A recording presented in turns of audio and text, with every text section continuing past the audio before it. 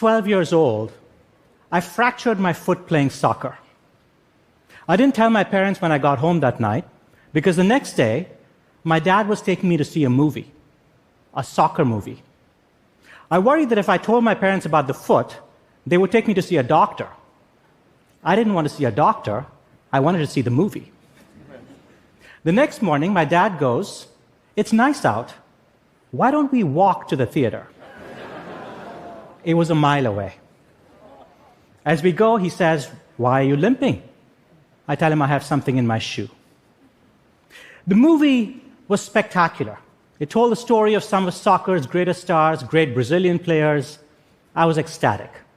At the end of the movie, I told my dad about the foot.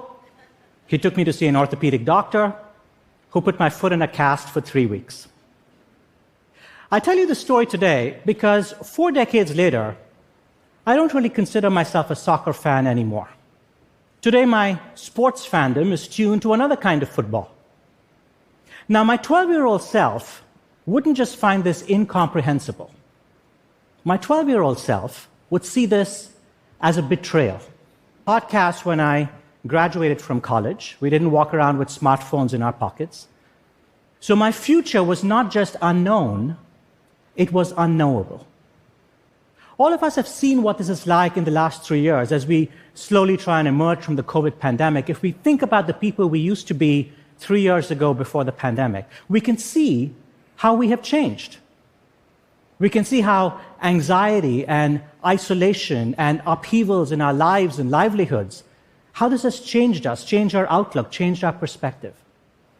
But there is a paradox here, and the paradox is when we look backwards, we can see enormous changes in who we have become.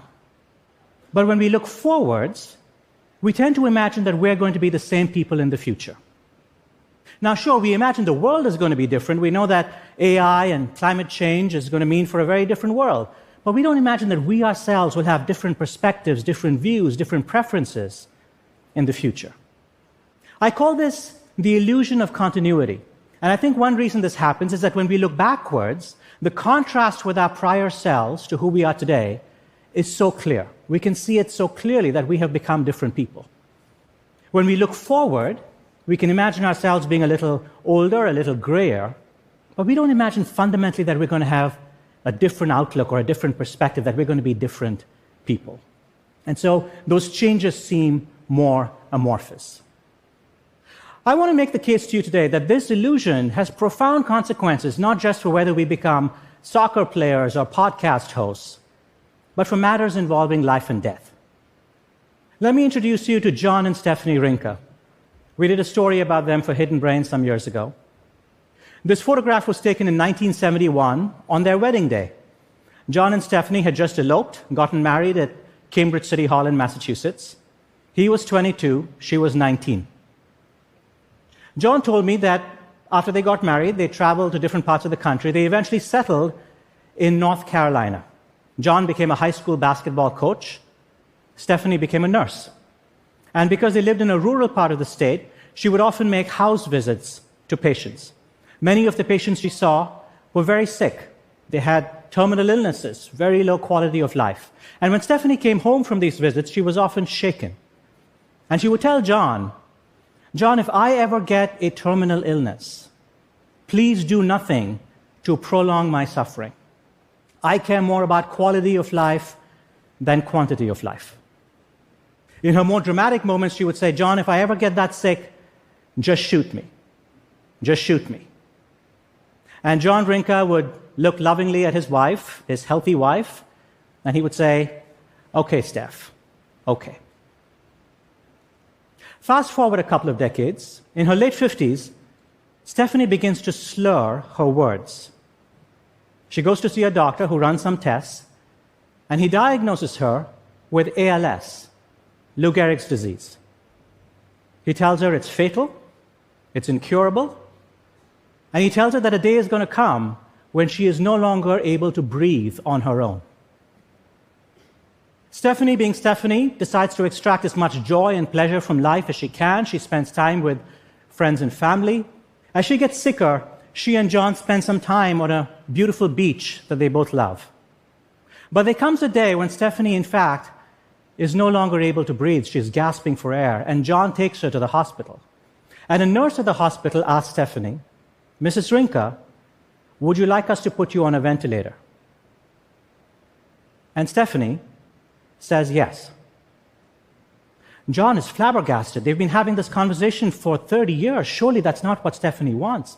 He doesn't say anything. The next morning he says, "Steph, when the nurse asked you yesterday if you wanted to go on a ventilator and you said yes, is that really what you want?" And Stephanie Rinka said yes. Now, you might argue that if Stephanie had written out an advance directive, if Stephanie had come into the hospital unconscious, if the nurse had asked John, "What is it your wife would want?" John, without hesitation, would have said, "Of course she does not want to go on a ventilator. We should try and figure out a way to keep her as comfortable as possible so that she can die with dignity." But of course, this only solves the legal conundrum. It doesn't solve the ethical problem here. And the ethical problem is that Stephanie, at age 39, as she was healthy, had no real conception of what Stephanie at age 59, with a terminal illness, gasping for air, would really want. For the older Stephanie, her younger self might as well have been a stranger who was trying to make life and death decisions for her. Philosophers have talked for many years about a thought experiment. It's sometimes called the ship of Theseus. The great warrior Theseus returned from his exploits. His ship was stationed in the harbor as a memorial. And over the decades, parts of the ship began to rot and decay, and as this happened, planks were replaced by new planks, until eventually every part of the ship of Theseus was built from something new. And philosophers, starting with Plato, have asked the question, if every part of the ship of Theseus is new, is this still the ship of Theseus? You and I are walking examples of the ship of Theseus. Our cells turn over all the time. The people you were 10 years ago are not the people you are today. Biologically, you have become a different person. But I believe something much more profound happens at a psychological level. Because you could argue, a ship is not just a collection of planks, a body is not just a collection of cells, it's the organization of the planks that makes the ship. It's the organization of the cells that make the body. If you preserve the organization, even if you swap planks in and out, or cells in and out, you still have the ship, you still have the same body. But at a psychological level, each new layer that's put down is not identical to the one that came before it. The famous plasticity of the brain that we've all heard so much about means that on an ongoing basis, you are constantly becoming a new person. This has profound consequences for so many different aspects of our lives. You know, I have the illusion that 12-year-old Shankar, who wanted to be a soccer star, and 52-year-old Shankar, who is the podcast host, and 82-year-old Shankar, who will hopefully be living one day on a beautiful beach, that these are all the same person. Is that really true? Let's set aside the philosophical questions for another day, and let me tell you about some of the practical challenges of this problem. When we make promises to other people, when we promise to love someone till death do us part, we are making a promise that a stranger is going to have to keep. Our future selves might not share our views, our perspectives, our hopes. When we lock people up and throw away the key, it's not just that the people we imprison are going to be different in 30 years from now. We are going to be different 30 years from now. Our need for retribution, for vengeance, might not be what it is today.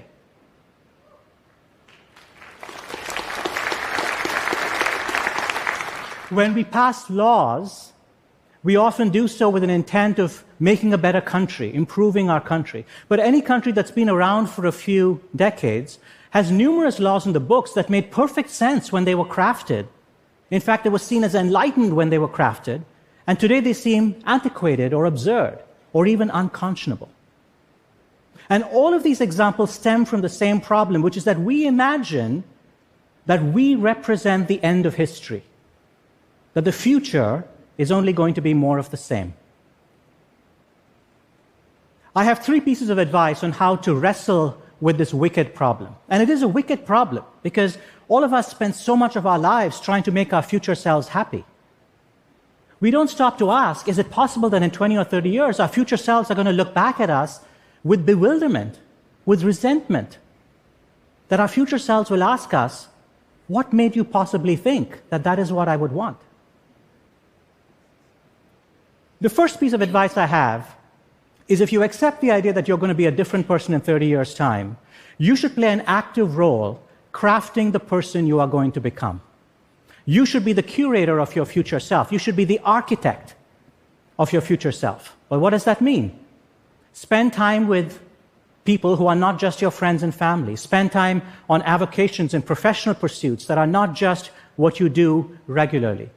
Expand your horizons, because you're going to become someone different. You might as well be in charge of deciding who that person is going to be. So the first piece of advice is to stay curious.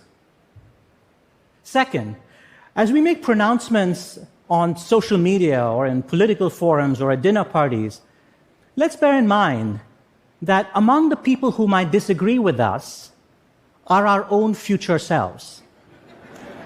So when we express views with great certitude and great confidence, let's remember to add a touch of humility. This is true, by the way, not just at an individual level, it's also true at an organizational level. I was speaking some time ago with this young woman, wonderful woman. She had just reached a position of authority at her organization, and she had many idealistic ideas of how she wanted to change her organization. And she asked me, how do we make these changes so that in the future, no one's going to come along and undo the changes that I have made? And it's a very human impulse, but it stems from the same belief that our perspective on history is the final word. And quite simply, this is wrong. 3, I've given you a number of ways in which our future selves are going to be weaker and frailer than we are today. And that is true. That is part of the story. But it is only a part of the story. Our future selves are also going to have capacities and strengths and wisdom that we do not possess today. So when we confront opportunities and we hesitate, when I tell myself, I don't think I have it in me to quit my job and start my own company, or I tell myself, I don't have it in me to learn a musical instrument at the age of 52, or I tell myself, I don't have it in me to look after a disabled child, what we really should be saying is, I don't have the capacity to do those things today. That doesn't mean I won't have the capacity to do those things tomorrow.